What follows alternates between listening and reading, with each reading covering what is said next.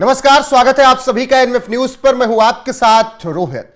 Iran Israel का युद्ध अभी चल ही रहा है कि इसी बीच पाकिस्तान के हाथ पांव फूल रहे हैं, क्योंकि पाकिस्तान के हुक्मरान कह रहे हैं कि भारत बहुत बड़े युद्ध की तैयारी में है और भारत उन्हें ठोक सकता है। और भारत के रक्षा मंत्री राजनाथ सिंह ने भी कहा है कि अब की ऐसा मारेंगे कि इनकी नस्लें कांप उठेंगी।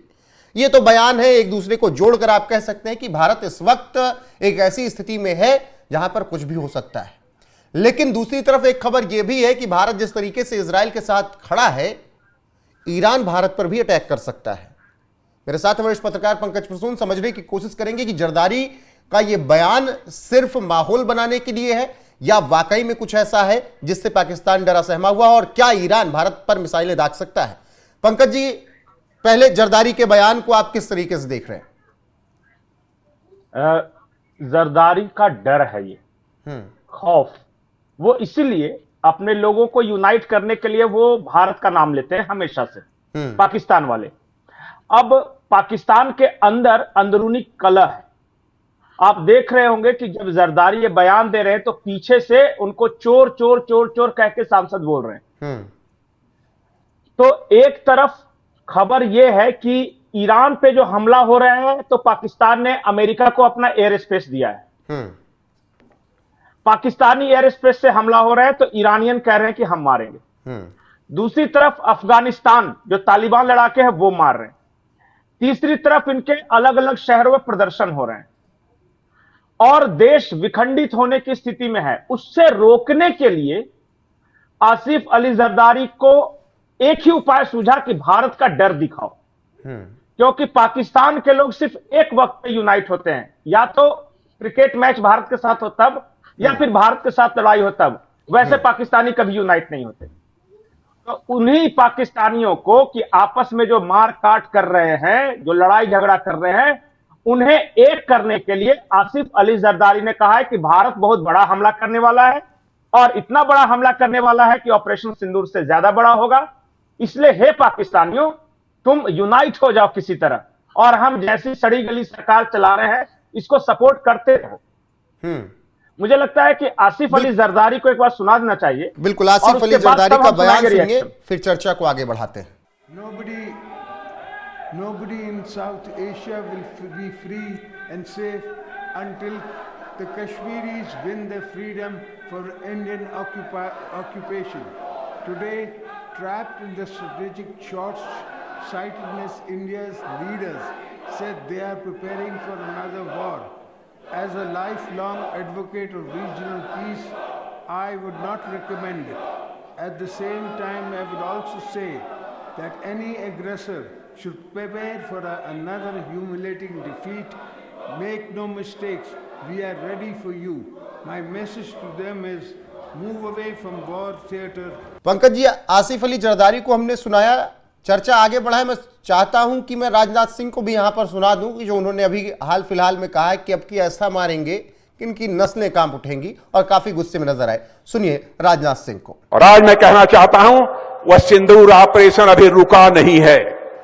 पाकिस्तान यदि अपनी हरकतों से बाज नहीं आया तो आज मैं फिर से रक्षा मंत्री होने के नाते कहना चाहता हूं, बहनों भाइयों, इस बार हम ऐसा जवाब देंगे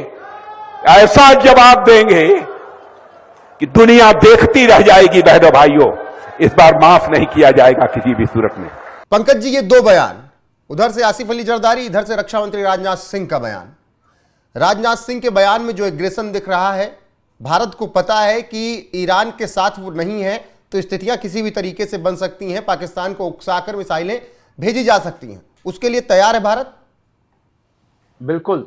आज मैं आपको एक ब्रेकिंग न्यूज देता हूं। हमारे पास 5 S-400 पहले से मौजूद हैं और 5 और आ रहे हैं। भारत का जो सुदर्शन चक्र है ना, रक्षा कवच, अभी जाके इजराइल में आयरन डोम को लेकर समझौता किया। 5 हमारे पास और हैं, 5 और आ रहे हैं, 10 हो जाएगा, तो S-400 हो जाएंगे। इसके अलावा आकाश तीर है। हमने चक्रव्यूह की तरह 7 लेयर सुरक्षा अपनाने का निर्णय लिया है कि एक को अगर कोई क्रॉस भी कर गया तो दूसरा रोके, दूसरा को क्रॉस भी कर गया तीसरा रोके, और सबसे जो हमारा फ्रंट लाइन में है वो हमारा स्वदेशी तकनीक से है आकाश तीर। ठीक। उसके बाद लेजर बीम्स होंगे जो कि ड्रोन्स वगैरह को मार के गिराएंगे।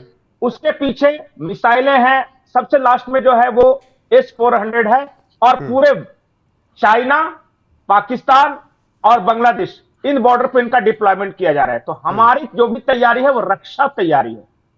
हम सामने वाले अटैक को रोकने के लिए तैयार है। हां, लेकिन एक शर्त है कि हम आक्रमण नहीं करेंगे, लेकिन अगर पहली गोली पाकिस्तान से चली तो हम फिर गिनेंगे नहीं कि भारत ने कितनी गोलियां मारी। ये स्पष्ट है, साफ साफ कर दिया गया है। पिछली बार सरगोधा के केवल एंट्री और एग्जिट पॉइंट में मारा था, आपके अंदर भी मार सकते हैं।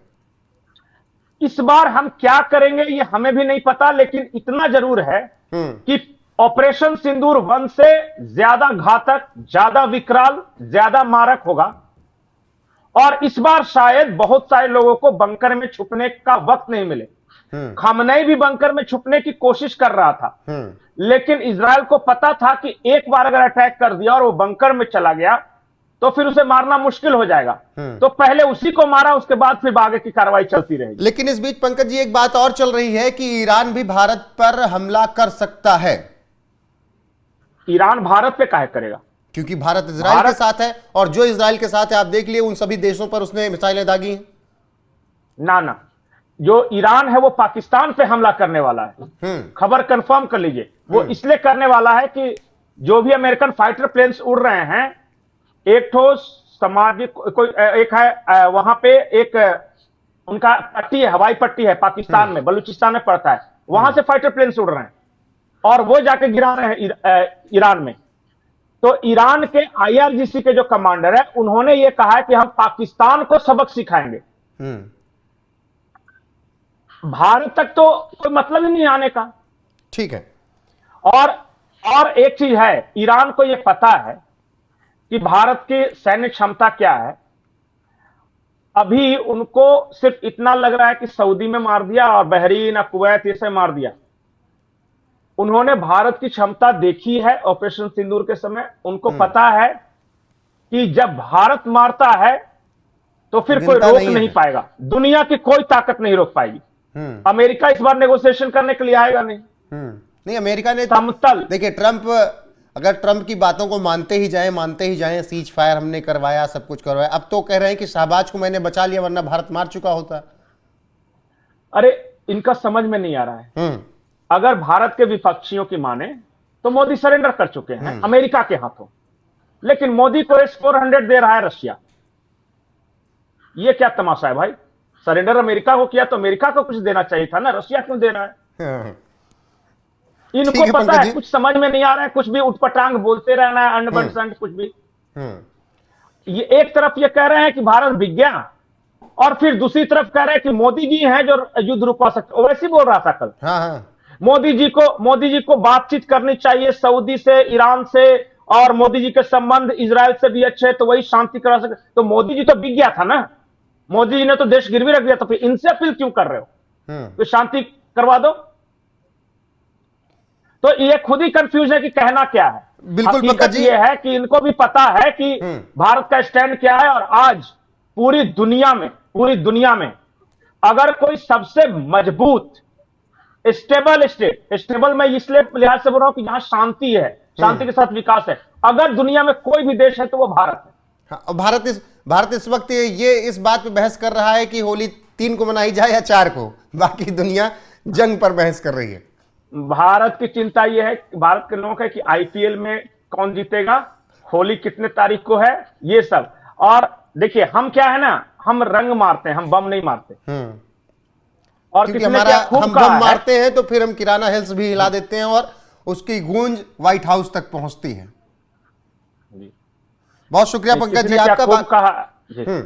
आखिरी कुछ कह रहे थे आप, बात कंप्लीट कर लीजिए। मैं ये कह रहा हूं कि एक बहुत मशहूर लाइन है कि रंगों का कोई मजहब नहीं होता, वो जहां फैलते हैं सिर्फ खुशियां फैलाते हैं। बहुत शुक्रिया आपका इन्हीं शब्दों के साथ। बाकी आसिफ अली जरदारी हो या फिर पाकिस्तान का कोई और हुक्मरान, उसे पता है कि भारत अगर युद्ध करेगा तो फिर उनके क्या हालात होंगे।